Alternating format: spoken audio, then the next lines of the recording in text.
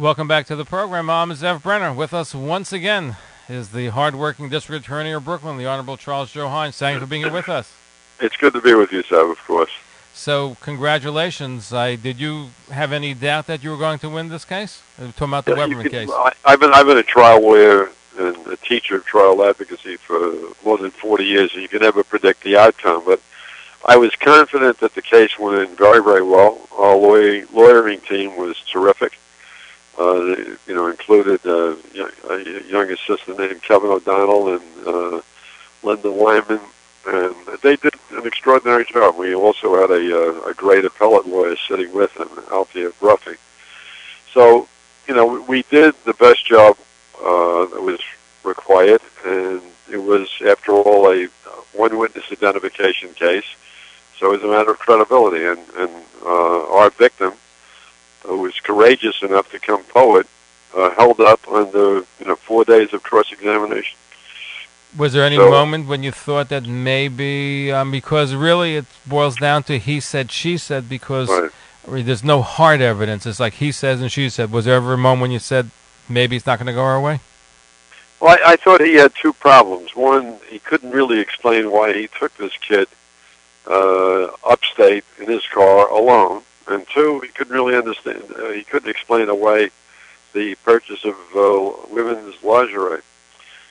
But I think overall, when he testified, he was cross-examined very, very sharply by Kevin O'Donnell, who did a terrific job. And I think, basically, the jury saw a side of him that led them to a rather quick verdict. I mean, after all, they only deliberated for 90 minutes. Now, is there any lessons to be learned in the community? You think things are going to change? Because you and I discussed last time that witnesses are really afraid victims are afraid to come forward. I think this may very well lift the veil and really provide opportunity for victims in the Satmar community to come forward and be confident that they'll be protected by us.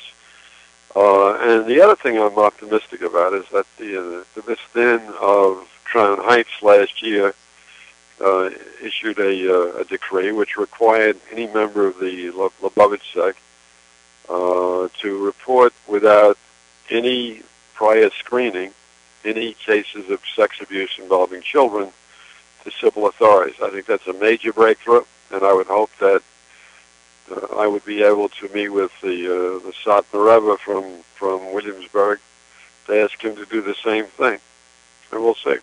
What about the other Satmar Rebbe, Rev. Arentalbaum? Would you want to? I don't really think that, given his expression, which as I said to you last time when I was on your program, I thought was inappropriate. I think given the way he's really drawn a line in the sand, I don't think there's much hope that he'll change his opinion about the protocol. Even with the conviction today of Knockem? Well, I don't know. We shall see. I will make an effort to have someone reach out to him to see if he's interested in talking. Now, I think this is a great opportunity for people in Satmar, and I think the vast majority of people in Satmar believe, as I do, that this kind of abuse cannot be allowed to happen without it being uncovered. Is there a lesson there? Because look at the fact that just today, Rabbi Knockem Rosenberg, who is an advocate, he speaks out very strongly on these molestation issues. He was attacked in Williamsburg by somebody throwing acid in his face. And the person who did that, once we have him completely identified, is going to be arrested and is going to pay a price for this. Because it comes after the heel. That's why I'm saying sometimes it takes a while for a lesson to be learned, but let's put it this way. In this particular case, in the community, there were fundraisers for Mr. Weberman. There were people came out supportive. People even said to me on this program that the victim, his victim is somebody responsible for it because she acted in a bad manner. So you have that sentiment that still exists out there as well. Well, the last point is nonsense, of course. I mean, you can't victimize the victim again.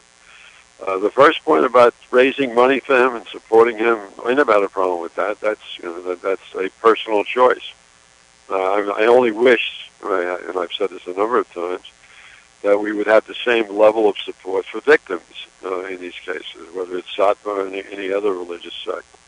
But again, I'm optimistic because of the change in protocol in Crown Heights. I think that hopefully the Williamsburg Satmar Rebbe will see it clear that, perhaps they can change their protocol as well.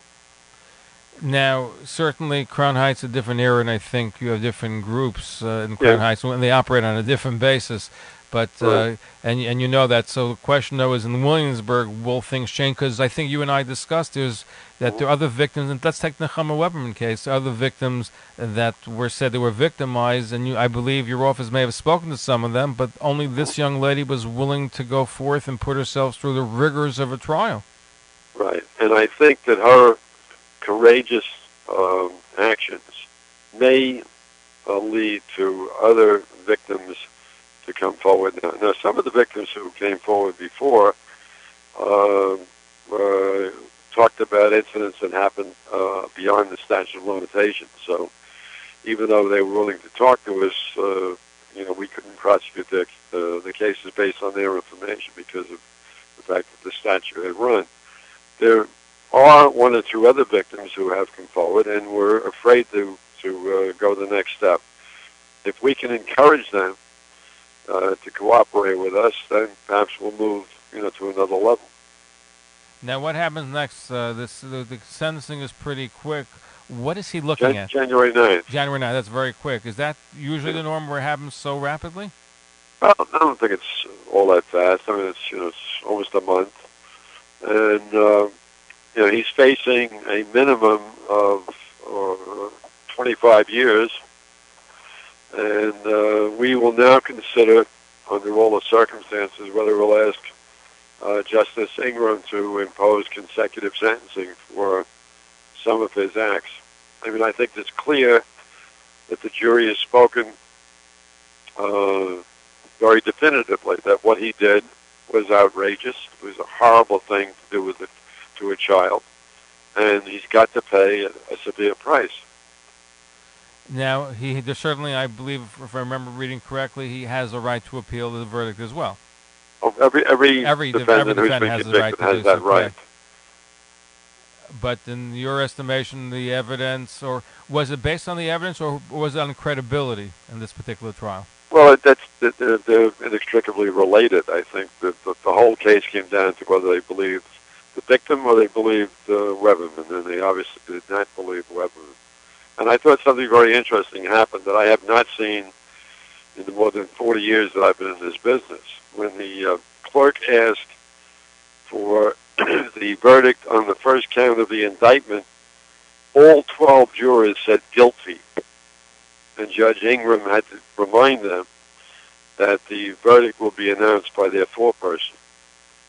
So it seemed to me pretty clear that this jury was of one mind that Weberman was guilty as charged. Now, since the verdict came out, have you had any contact with any of the leadership? I know you said you want to meet with Reb Zalman Leib Teitelbaum and his people. Any communication between yourself and any of the leaders, including the Rebbe, based on No, not yet, but I fully intend that to make overtures to see if he's willing to sit down and talk to me. And you've had good relations with both, with the Rebbe? I've always had good relations with the Williamsburg Rebbe. I don't really have that much contact with his brother, but overall I've always had very, very good relationship with Satmar. I've never had any reason to doubt the relationship. I think I've pretty much established in the 23 years I've been privileged to have this job that I call things down the middle. I call them as I see them. No, certainly. And what about with other Hasidic leaders and on the ultra-Orthodox community? You mentioned Chabad and Crown Heights. What about some of the other communities that are also grappling with this very same issue?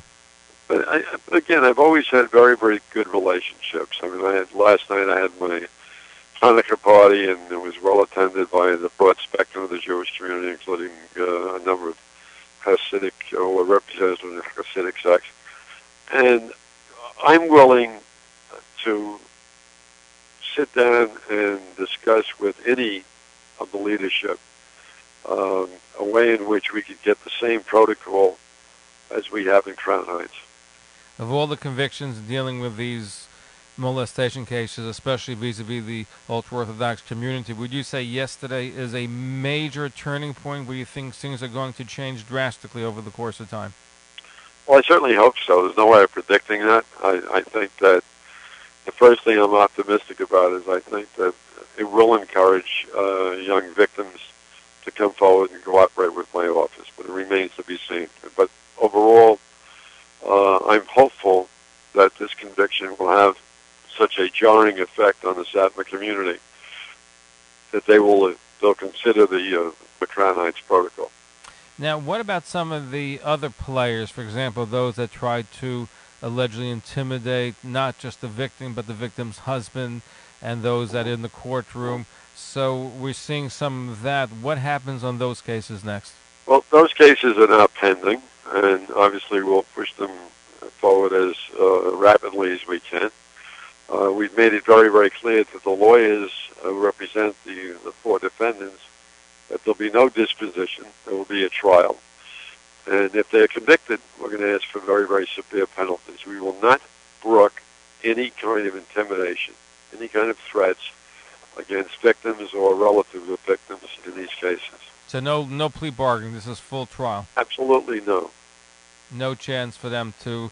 Now, some of them said, well, these are kids and they may not realize what they were doing and they were just caught up in the moment. They're probably talking about two groups. It's the people who were involved in the allegation of offering $500,000 to have the boyfriend, now husband of our victim, make the case go away. They're certainly not kids. The kids that folks may be talking about are the three kids who took pictures during the court proceedings.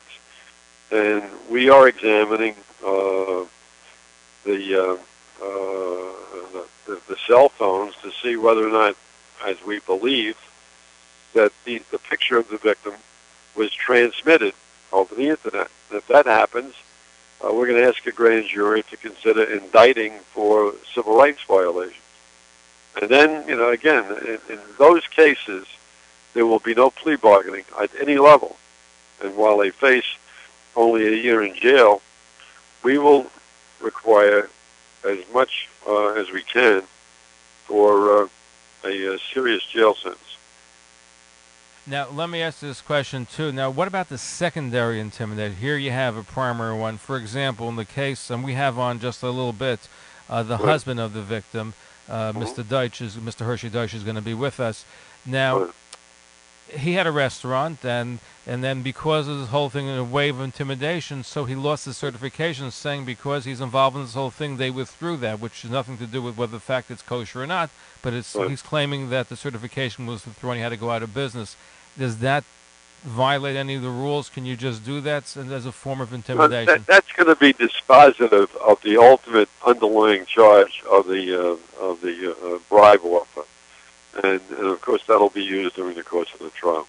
So that will come up. But the people themselves, there are a different set of players who withdrew the certification, for example. Are there any ramifications for doing that? Or they're able to do so because this is a free society? I don't want to predict where I'm going, so we'll see what happens at the trial. Terrific. Your final message for people out there listening to what you're saying in this victory that you had yesterday in the courtroom. And as I said yesterday, I don't talk about victory or defeat in these criminal cases. What I talk about is consequences. And I want to make it very clear, anybody who would intimidate any victim or the relatives of victims of sexual abuse, not only in the Hasidic community, but in any community, is going to face a very serious consequence. So if they're going to do something, there's major consequences. So this is a lesson that you're trying to communicate to the community out there. District Attorney of Brooklyn, Charles Hynes, thank you for being here with us. Look forward to having you back. It's good to be with you. Thank you so much, sir. My pleasure. Thank you.